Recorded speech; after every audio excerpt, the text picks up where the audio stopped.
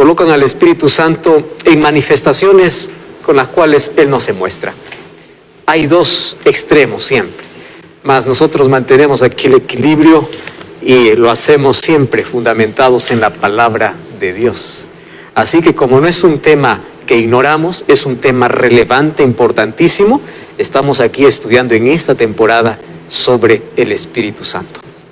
Así que bienvenido una vez más y estamos listos, como siempre aquí, con Biblia en mano, para poder responder nuestras dudas. Bienvenidos mis amigos, vamos para nuestra lección de hoy, y hoy nuestro tema realmente es fascinante: metáforas bíblicas sobre el Espíritu Santo.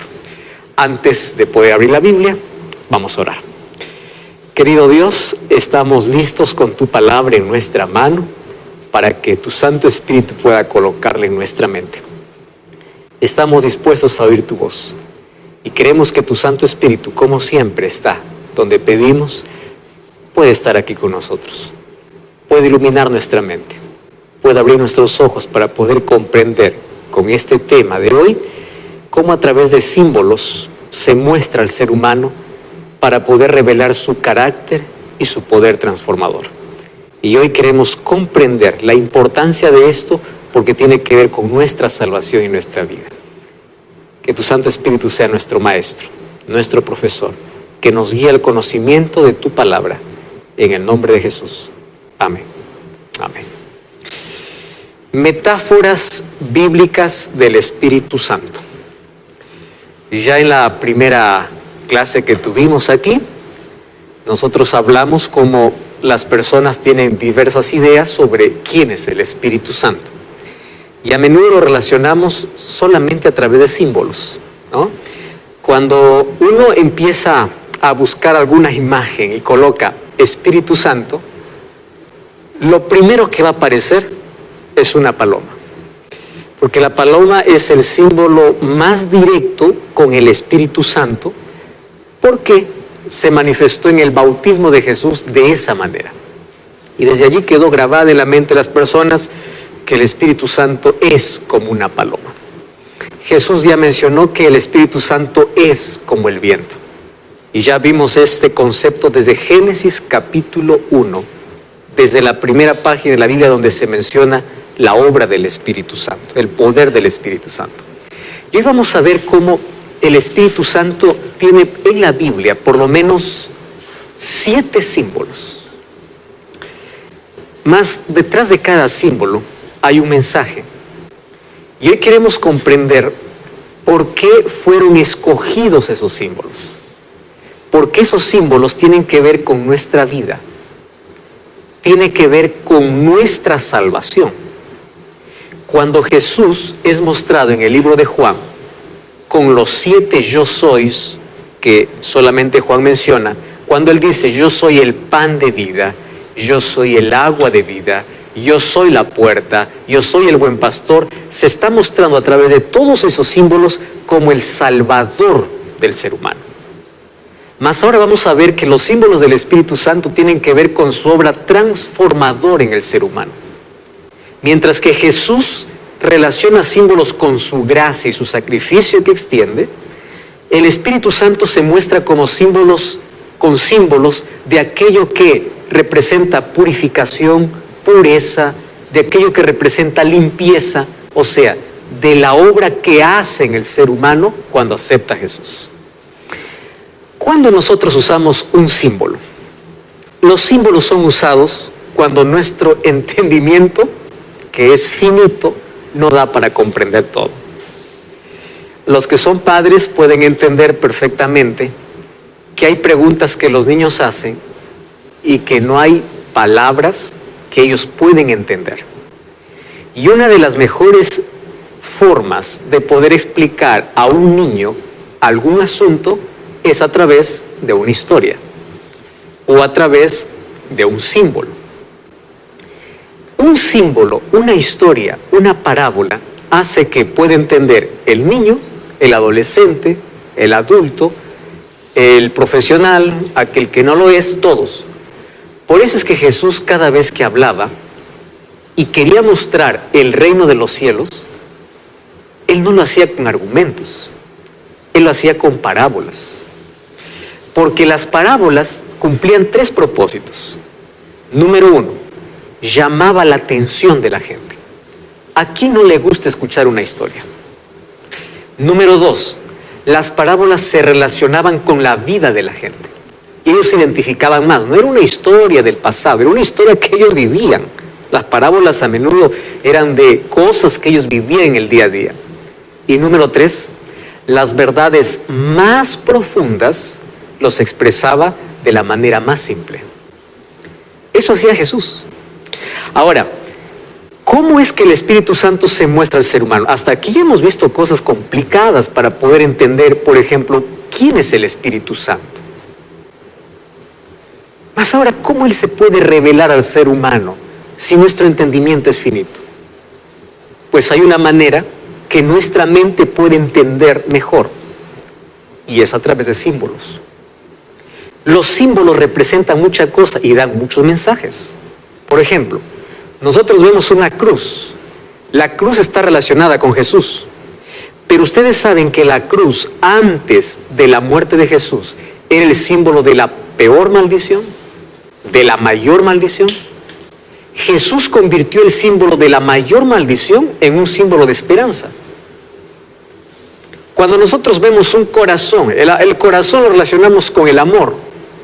Pero la verdad, no se trata de nuestro corazón, de nuestro órgano que late. El corazón o el amor debía representarse con el cerebro, porque ahí está el asiento de todos nuestros sentimientos y emociones, de nuestras decisiones también. Pero relacionamos a través de símbolos. Ahora, los símbolos nos ayudan a explicar misterios inexplicables. Parábolas, figuras y alegorías son necesarias para comprender mejor temas profundos. Por eso Jesús decía, el reino de los cielos es semejante a.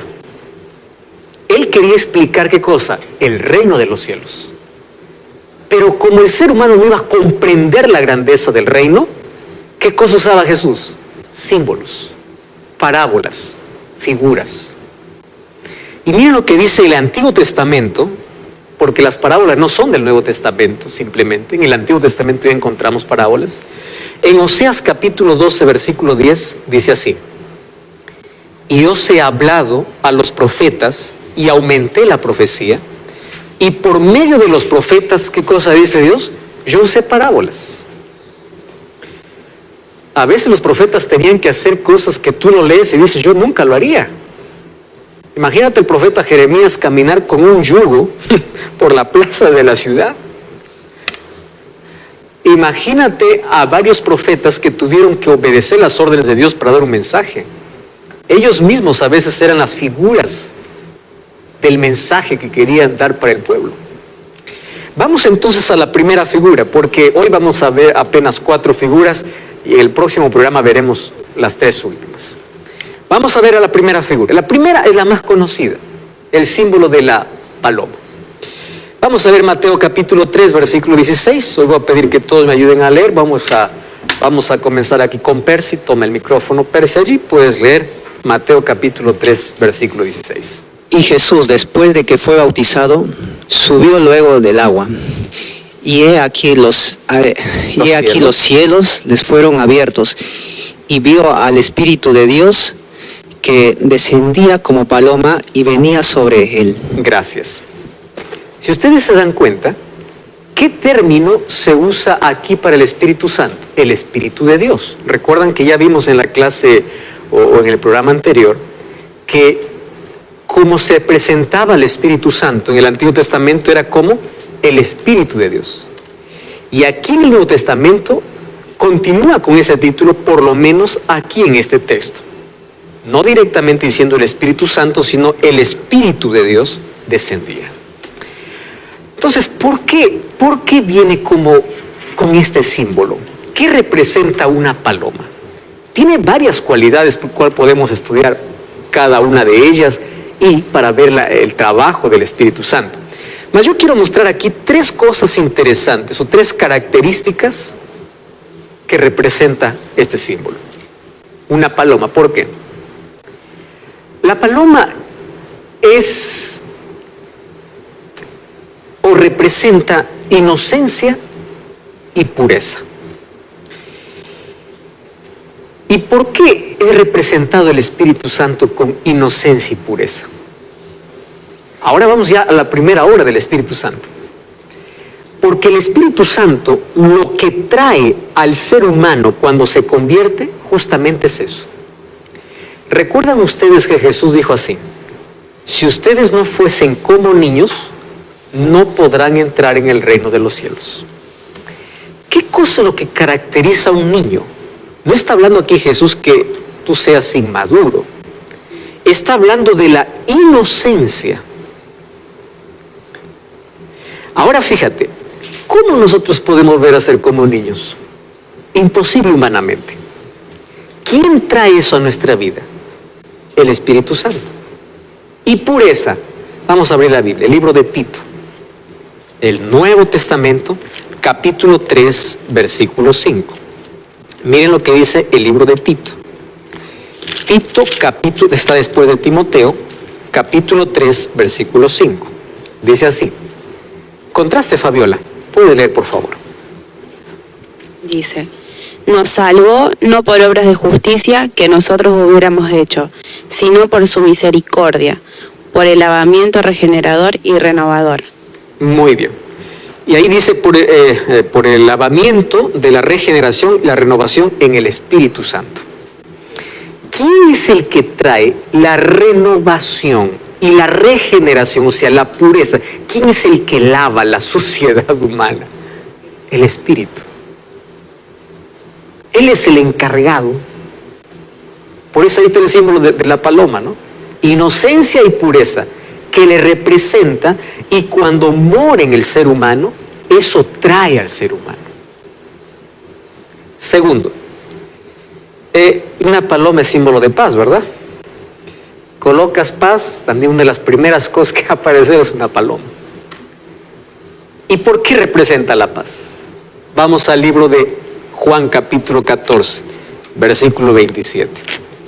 Juan capítulo 14, versículo 27. Aquí está hablando Jesús. ¿Correcto? Juan 14, 27. Dice así. Laura, ¿podrías leer, por favor? La paz os dejo, mi paz os doy, no os la doy como el mundo la da. No se turbe vuestro corazón ni tenga miedo. Muy bien. Jesús dice, la paz os dejo, mi paz os doy. Y la paz que ustedes van a tener no es una paz como el mundo suele explicar, es diferente.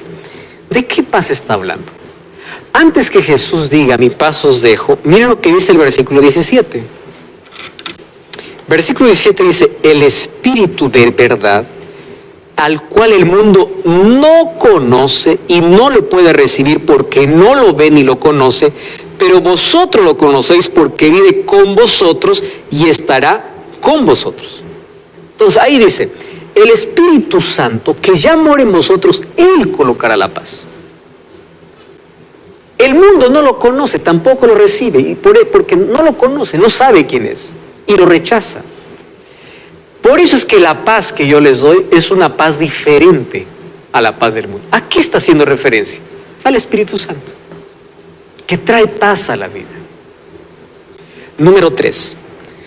Una paloma es símbolo de mensaje. Antiguamente, cuando los ejércitos estaban en guerra, existían palomas mensajeras. Y ellas cruzaban el ejército enemigo llevando un mensaje en las patitas, ¿no? Y iban hasta el otro lugar donde iba a recepcionar el mensaje. Y la comunicación era así.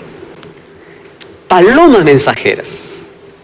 ¿Y qué tiene que ver esto con el Espíritu Santo? Vamos a Hechos capítulo 9, versículo 31.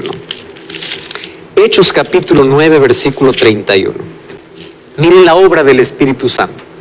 Hechos 9, 31. Dice así. Entonces las iglesias tenían paz por toda Judea, Galilea y Samaria. Eran edificadas andando en el temor del Señor y se acrecentaban cada día fortalecidas, dice, por el Espíritu Santo. Entonces, ¿por qué dice que es como paloma mensajera? Porque obviamente al llevar el mensaje por toda la región, ¿qué cosa tenían todos ellos? Fortaleza y paz. El mensaje que se transmitía y que la gente aceptaba, ¿qué cosa le daba? Paz, pureza, inocencia. Ahora, con la última característica, podemos englobar las tres cosas. ¿Por qué el Espíritu Santo es representado como una paloma? ¿Por qué descendió como una paloma en el bautismo de Jesús? Porque Jesús era el mensajero divino. Él vino a revelar el amor de Dios. Porque Jesús daba paz a las personas y a través de Él tenemos paz por medio del Espíritu. Y porque su vida era una vida pura. Y un ejemplo para seguir. Sí, Percy. Pastor, una pregunta con el tema del Espíritu Santo, que hace un par de capítulos yo le pregunté el tema de bautizo, ¿cierto? Sí. Es un símbolo de bautizo. Mi pregunta es la siguiente: una persona que es bautizada, que ya está en el camino de Dios, puede, qué sé yo, salirse de las riendas del camino de Dios, ¿necesariamente tiene que volver a bautizarse? ¿O es un bautizo? Cuando la Biblia habla de una fe, un bautismo y un Señor, en sí está hablando de un verdadero bautismo, un verdadero Señor, un Dios verdadero, todo verdadero, porque hay tipos y tipos de bautismo. Entonces, aquí no vamos a la lógica, incluso la Biblia respalda en el libro de Hechos capítulo 19, de que personas que fueron bautizadas se volvieron a bautizar, uno, porque no conocían el tema del Espíritu Santo. Pero ¿en qué momento es adecuado un nuevo bautismo? ¿Qué cosa es el bautismo? El bautismo es un compromiso público con Dios. Es un pacto que haces con el Señor, con el trabajo del Espíritu Santo. Es la demostración pública de amor, es como un matrimonio. Públicamente se dice que amas al Señor. Cuando ese pacto público se rompe de manera pública, se tiene que volver a arreglar de manera pública. Por eso, ¿de qué manera se rompe de manera pública? Cuando una persona que conoció al Señor y se entregó al Señor, se aparta del camino del Señor y vive una vida totalmente ajena a la que antes vivía con el Señor. Y eso es de manera pública. Ahora ya hizo tanto escándalo en su vida, transgredió abiertamente tantas cosas. Entonces, como públicamente negó, públicamente tiene que volver a reconciliarse con el Señor. Pero todos somos pecadores. Entonces, todos cometemos pecados. Pero las cosas que cometes tú, y solamente el Señor lo sabe, lo arreglas con el Señor. Como no es público ese asunto, Dios te perdona y continúas adelante. El bautismo es más un símbolo. El símbolo de compromiso público, porque finalmente quien salva es Cristo a través de su Santo Espíritu. ¿Correcto? Vamos al siguiente símbolo. El Espíritu Santo es representado como la lluvia. Poco se habla de esto. Vamos a hablar mucho en esta temporada sobre la lluvia. Vamos a leer Joel 2:23. ¿Puedes leer, por favor, Efraín? Está aquí ya en la pantalla. Toma el micrófono ahí.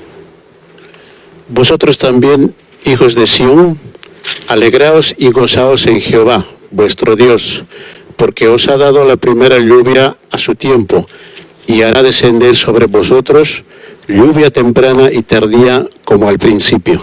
Muy bien. Esto era una figura muy conocida para los israelitas. Más o menos en el otoño caían las primeras lluvias, que eran las lluvias. Un agricultor va a entender muchísimo mejor esta figura, ¿no? Estas lluvias servían para poder ayudar a germinar la semilla sembrada. Todos ellos preparaban el campo, pero no podían comenzar sus sembríos a menos que no venga la primera lluvia. La lluvia les ayudaría a germinar. Si no había estas lluvias, pues no había siembra, no había cosecha y había crisis.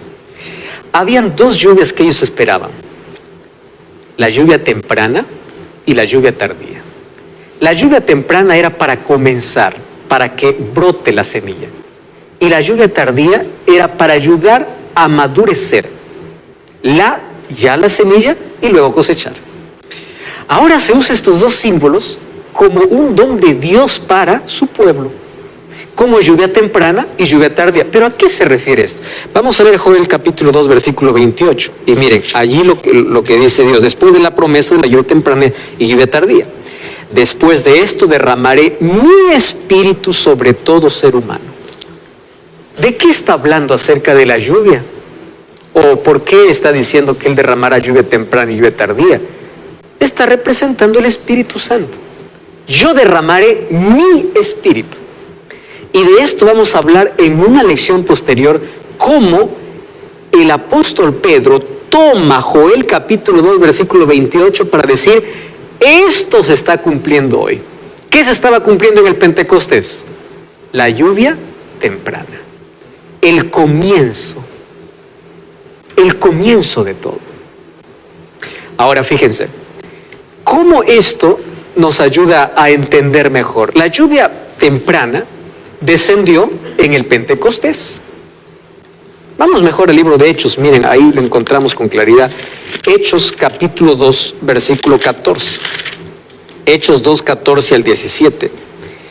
Dice así, entonces Pedro poniéndose en pie, con los 11 alzó la voz y les habló diciendo, judíos y todos los que habitáis en Jerusalén, os sea notorio y oíd mis palabras. Estos no están borrachos como ustedes lo imaginan, pues es la hora tercera del día. ¿Saben qué hora es la hora tercera? 9 de la mañana. Pero esto es lo dicho por el profeta Joel. ¿Qué cosa dice Pedro? En los postreros días derramaré mi espíritu. ¿Qué cosa estaba aconteciendo en el Pentecostés? El espíritu estaba descendiendo. ¿Cómo qué? Como la lluvia temprana. Ah, pero eso fue el comienzo. Falta otra lluvia. ¿Cuál es la otra lluvia? La lluvia tardía. ¿Y cuándo sucederá la lluvia tardía? Antes de la venida de Jesús para dar el último mensaje al mundo. Cuando descienda la lluvia tardía, no habrá un ser humano sobre la tierra que no conozca sobre el amor de Dios. Por eso cuando Jesús vuelva, nadie dirá soy inocente. Jesús dijo en Mateo 24, el evangelio será predicado en todo el mundo. Hoy decimos, ¿pero cómo? Claro, miramos Sudamérica, parece que todo está evangelizado. Pero si tú miras al oriente, hay una ventana 1040 que se conoce como cuando el evangelio es inaccesible para entrar. ¿Cómo hablar a los hinduistas, a los budistas? ¿Cómo hablar a los musulmanes? ¿Cómo hablar a los chinos? Ellos no tienen idea de cómo es esto. Pero cuando descienda la lluvia tardía, el evangelio llegará. Entonces la lluvia temprana vino para comenzar y la lluvia tardía vino para amadurecer o para madurar la cosecha o para madurar la semilla y para que la cosecha esté listo. Por eso es que en el libro de Apocalipsis dice que Jesús viene para cosechar. Y antes de la cosecha, ¿qué cosa tuvo que haber? Lluvia tardía. Y de la lluvia tardía vamos a hablar en otro momento, ¿correcto? Sobre la lluvia tardía. Sí, Laura. Si bien es cierto que dice que la lluvia temprana fue derramada en Pentecostés, hoy en día también se podría decir que está siendo derramada. ¿Cómo podríamos nosotros saber que recibimos eso o ya no recibimos? ¿Cómo es esa situación? La lluvia temprana fue derramada de manera histórica en el Pentecostés, pero también se puede derramar de manera personal en mi vida. Y eso vamos a hablar un poquito más adelante en esta misma lección. ¿Cómo yo recibo la lluvia temprana en mi vida? ¿Está bien? Muy buena tu pregunta. Ahora, muy bien, el Espíritu Santo es representado como el viento. Y esta es la figura más sobresaliente, ¿no? Viento. ¿Recuerdan ustedes el Espíritu de Dios? El Espíritu se movía sobre las aguas. El viento era el símbolo más adecuado. Y obviamente la palabra ruaj, que es en hebreo, que significa viento, aire, aliento o vida. Y el Espíritu Santo es simbolizado como viento de 3 maneras. Número 1, simbólicamente, en el soplo de vida que dio para Adán. Número 2, proféticamente, eso vamos a ver de aquí a poco, en una visión que recibe el profeta Ezequiel, como un valle de huesos secos comienzan a revivir por el soplo del Espíritu. Y número 3, doctrinalmente, porque Jesús habló a Nicodemo y le dijo así, mira, Nicodemo, nos formaron, pero ¿quién nos dio vida? ¿Quién sopló sobre la nariz de Adán? Fue el Espíritu Santo. Y de esa manera, Dios quiso que el ser humano pueda vivir eternamente, porque tuvo el soplo de Dios solo que esa vida era condicional en base a la obediencia. Y ellos perdieron ese soplo del omnipotente y comenzaron a morir, y comenzamos a morir por causa del pecado. Y nosotros necesitamos una vez más ese soplo de vida, pero ahora de manera espiritual, si queremos vivir eternamente. Porque el pecado nos robó, nos quitó. Por eso es que el ser humano lejos de Dios está muerto, espiritualmente. ¿Y qué cosa necesita? Una vez más, el soplo de vida. ¿Y quién da ese soplo de vida? El Espíritu Santo. Ahora fíjense, en la creación el Espíritu fue dador de vida. Qué lindo. Los animales fueron creados por el poder de la palabra. ¿Usted recuerda? Dijo Dios a la luz, dijo Dios haya hierba, dijo Dios hay animales. A los animales no los creó con su mano, solo su palabra. Pero cuando se fue al ser humano no dijo, y dijo Dios a Adán. No. Ahí cambia. Ahí no es la palabra. Ahí es las manos de Dios. Dijo Dios, hagamos. Pero el muñeco estaba sin vida hasta que el Espíritu Santo le dio vida. La vida entró no por la palabra, sino por el soplo. Ahora fíjense, hoy vamos a unir dos cosas, palabra y soplo. Personas pueden abrir la palabra y leer la palabra, y la Biblia puede ser un libro como cualquiera, para aquel que no permite que el Espíritu Santo le acompañe. Ustedes saben que hay muchos que pueden leer la Biblia, y la Biblia no puede hacer ningún efecto en su vida, a menos que oren pidiendo que el Espíritu Santo les pueda guiar. Palabra y soplo, vida, quien da vida realmente es el Espíritu. Porque tú puedes tener muchas cosas de la vida en tu cabeza, pero si no tienes el Espíritu Santo que lo haga, es su experiencia en tu vida, no tienes vida. De eso hablaremos un poco más adelante. ¿Por qué representado por el aire? Número uno, porque sin aire, o sin, como el aire, ¿no? Como el viento, no podemos vivir. Podemos pasar la vida sin ver, sin oír, sin hablar. Podemos vivir semanas sin alimento, días sin agua, pero ¿cuánto tiempo sin respirar? Minutos, ¿no? Una semana no puedes comer, no puedes tomar agua, aun cuando esto te puede matar por la deshidratación. Pero a ver, deja de respirar. ¿Ustedes se dan cuenta cuánto necesitamos del Espíritu Santo? Para vivir. Este se halla tan identificado con la vida que cuando dejamos de respirar, dejamos de vivir. Cuando una persona se ahoga, se practican primeros auxilios. ¿Qué cosa se quiere restaurar de un ahogado? La respiración. Aquel piloto que está en las alturas necesita de oxígeno. Y aquel submarino que está en la profundidad del mar necesita oxígeno. O sea, sin aire no podemos vivir. Por eso es que el Espíritu Santo es representado como el aire, como el viento. Por ese símbolo. Es restauración y creación. 2 Corintios 5:17 dice, de modo que si alguno está en Cristo, nueva criatura es. ¿Recuerdan que Tito 3:5 ya leímos el texto? Y dice que somos regenerados por el Espíritu Santo. ¿Quién nos hace nuevas criaturas? El Espíritu. Entonces el Espíritu Santo, ¿cómo trabaja en esa regeneración? Y aquí voy a hablar un asunto importantísimo. El Espíritu Santo trabaja en la regeneración de manera silenciosa. Por eso es que el Espíritu Santo es representado como el viento en la regeneración del ser humano. El ser humano está deformado por el pecado, quebrado por el pecado. Si quiere ser restaurado por Dios, el Espíritu Santo lo hace. ¿Cómo? De manera silenciosa. Recuerdan que en Juan 3 hay un diálogo entre Jesús y Nicodemo. Le dice Jesús a Nicodemo, tú tienes que nacer de nuevo. ¿Pero cómo? Tienes que nacer de agua y del Espíritu. ¿Pero cómo? ¿Cómo se hace eso? Y Jesús le hace la ilustración. Mira, Nicodemo. El viento sopla, no sabes de dónde viene ni a dónde va. Fíjate lo que hace. Pero sí puedes ver sus efectos. O sea, tú no puedes esperar la manifestación gloriosa del Espíritu que te agarre, te sacuda. No, el Espíritu Santo es silencioso. Y de esa manera trabaja transformando el corazón. Cuando hablo del corazón estoy hablando de transformación de mente. Transforma el interior, regenera el interior. Es como el viento, suave. Entonces, la regeneración es de origen divino y sobrenatural. Dios, ¿cómo regenera al ser humano? Lo hace a través de su palabra y a través del Espíritu Santo. Vamos a 1 de Pedro, capítulo 1, versículo 23. 1 de Pedro, Nuevo Testamento, capítulo 1, versículo 23. Miren lo que dice. Pues haber renacido no de simiente corruptible, sino de incorruptible por la palabra de Dios. ¿Cómo el Espíritu Santo nos hace nacer de nuevo? Por la palabra.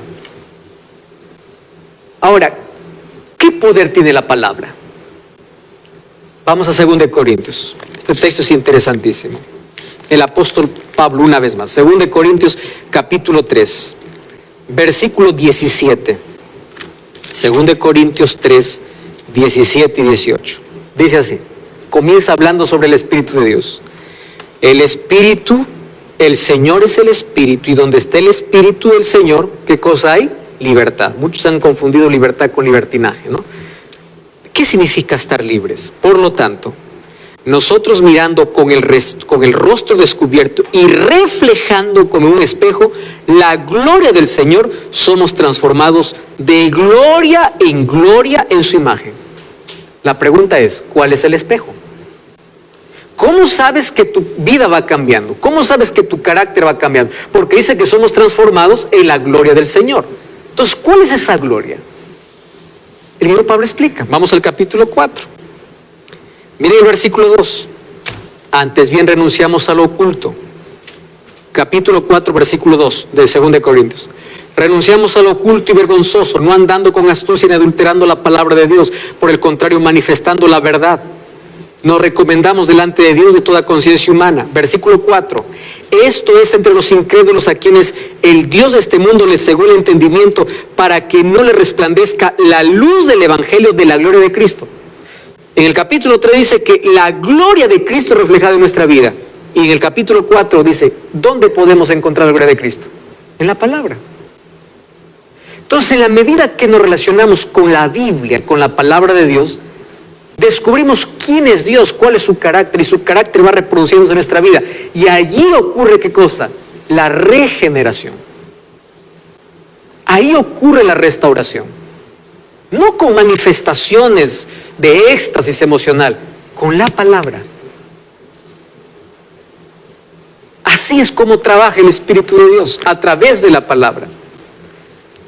Ahora fíjense, como el viento que aunque es invisible se ven y sienten claramente sus efectos, así es la obra del Espíritu de Dios en el ser humano. El poder regenerador de que ningún ojo puede ver engendra una vida nueva en el alma, crea un nuevo ser conforme a la imagen de Dios. ¿Qué cosa hizo el Espíritu Santo en el Pentecostés? Antes del Pentecostés todos estaban orando, todos estaban unánimes. Y cuando vino el Espíritu Santo regeneró su corazón. Desaparecieron los celos, desapareció la envidia, todos tenían en común todo. No había más codicia, no había nada más. El Espíritu Santo los lavó. Por eso necesitamos comunión, oración, palabra. Y el Espíritu Santo hará lo que nosotros no podemos hacer. Si el Espíritu Santo pudo libertar a los apóstoles, ¿recuerdan que ellos eran ambiciosos? Un día le dijeron a Jesús, Señor, cuando vengas en tu reino, la mamá de los hijos de Zebedeo, que uno se siente a la diestra y otro a la siniestra, uno a la derecha, otro a la izquierda, llenos de ambición, llenos de egoísmo. Pedro, todavía con un carácter deformado, pero después del Pentecostés, era un Pedro diferente. Juan, el hijo del trueno, ahora pasa a ser el discípulo del amor. Es la regeneración que hace el Espíritu Santo. No es suficiente vaciar el corazón, debemos llenar el vacío con el amor de Dios. Podemos abandonar malos hábitos y sin embargo no estar verdaderamente santificados por no tener una conexión con Dios. Debemos unirnos a Cristo. Hay un depósito de poder a nuestra disposición y no hemos de permanecer en la caverna oscura, fría y sin sol de la incredulidad, porque si no, jamás recibiremos el sol de justicia. El viento limpia y sana. Esto parece curioso, ¿no? Pero ahora les voy a explicar. Job 37:21 dice, pasa el viento y los limpia. ¿Qué significa esto? Pasa el viento y los limpia. Esto está tomando la figura de aquellos que tienen una cosecha, ¿no? Cosecha de trigo, cosecha de arroz. Yo conozco la cosecha de arroz. Una vez que se cosecha, pues hay que sacar el vano o aquello que no sirve, ¿no? En la cosecha de trigo también se separa el grano bueno de aquello que no sirve. Entonces, para esto, ¿qué se necesita? El viento. Porque el viento sopla la paja, lo lleva. ¿Y qué cosa es lo que se queda? El grano. Entonces, en este asunto del Espíritu Santo, ¿qué cosa hace? Cuando llega a nuestra vida, sopla la paja, sopla la basura que hay en nuestros ojos para no ver nuestros errores. Por eso Jesús dice, ¿qué miras la paja de tu hermano cuando tú tienes una viga? ¿Qué hace el Espíritu Santo? Limpia nuestra visión, no física, sino espiritual. Por eso en Apocalipsis 3 le dice Dios a la iglesia, unge tus ojos con colirio para que veas. ¿Qué hace el Espíritu? Limpia. Y cuando tú tienes una visión clara de quién eres, dejas de mirar los errores de los otros y te concentras en ti. A mí me preocupa mucho aquel que está mirando siempre los defectos del otro. Miren cómo vive, miren cómo habla, miren cómo se peina, miren cómo camina, miren qué hace, miren qué no hace. Tiene un problema serio. Entonces, cuando el Espíritu Santo llega a tu vida, dejas de mirar a los demás y te concentras en la suciedad que tienes. Y ahí tienes compasión de los otros. Y en lugar de criticarlos, empiezas a orar por ellos. O los hablas con amor para que cambien. Miren lo que hace el Espíritu Santo. Cuando el Espíritu Santo vino para Isaías, le dijo, yo soy impuro. Al profeta Isaías dijo, yo soy impuro. El Espíritu Santo cuando vino para Job, dijo, yo soy vil. El Espíritu Santo cuando estaba en Pablo, dijo, yo soy carnal. El Espíritu Santo cuando llegó para Pedro, dijo, yo soy pecador. O sea, el Espíritu Santo limpia la basura que hay en nuestra vida y nos hace ver con claridad nuestra vida. Y allí dejamos de ver a los demás para ver nuestra vida. ¿Y por qué sana? Una habitación cerrada es símbolo de asfixia, ¿no? Ustedes saben que vivimos una situación tan difícil donde jamás fue tan necesario el oxígeno en los hospitales, especialmente para aquellos que pasaron por este terrible problema de COVID. ¿Y por qué esto sana es indispensable para la vida? Saben que uno de los 8 remedios naturales es el aire puro. ¿Y saben dónde se consigue el aire puro? Mientras más alto vayas, más puro es el aire. ¿Qué cosa me enseña esto? Mientras más suba las alturas, ¿de qué? De la presencia de Dios, mejor aire voy a tener, más pureza de vida.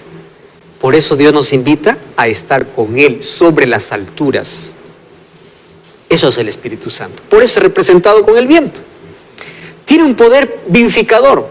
Ezequiel 37, Dios le da una visión al profeta Ezequiel. Y le dice, mire Ezequiel, acá hay un valle de huesos secos, ¿volverán a vivir? Y Ezequiel le dice, Señor, tú lo sabes. Estos huesos estaban secos y eran muchos, eso era la cantidad y la condición, muchísimos huesos y secos de gran manera. Y Dios le dice a Ezequiel, profetiza sobre esos huesos. Profetizar significa predica sobre esos huesos. Ahora, dice que cuando él profetizó, esos huesos empezaron a juntar la carne, los tendones, o sea, esos huesos que estaban esparcidos se empezaron a juntar. Ojo, la palabra puede juntar, te puede dar carne, te puede dar nervios, utilizando esta ilustración, pero ¿sabes qué no te puede dar? Vida. Entonces dice que allí Dios le dice, llama a los 4 vientos, nuevamente el aire. ¿Y por qué dice 4 vientos? Aquí el Espíritu Santo es representado como alguien que es omnipresente y está en todo lado. Llama al Espíritu, le está diciendo Dios al profeta. Llama al Espíritu para que sople sobre ellos. Entonces, cuando se junta la palabra y el Espíritu, el ser humano vive. Palabra de Dios y la obra del Espíritu. Dios le dice a Ezequiel, profetiza. Y cuando profetizó, se hizo nuevamente el ser humano. Esos huesos dejaron de ser huesos, ahora tenían carne, pero seguían muertos. ¿Qué necesitaban para tener vida? El Espíritu. Y así somos todos nosotros, sin el Espíritu. El Espíritu es el que hace la diferencia en la vida. Juan 7:37 al 39, dice así: el último día de la fiesta, Jesús se puso en pie, alzó la voz y dijo: si alguno tiene sed, venga y beba. El que cree en mí, como dice la Escritura, de su interior correrán ríos de agua viva. ¿Y qué dice el versículo? Esto dijo del Espíritu que habían de recibir. Jesús dijo: el que quiere, venga a beber. ¿Quién es esa agua? El Espíritu.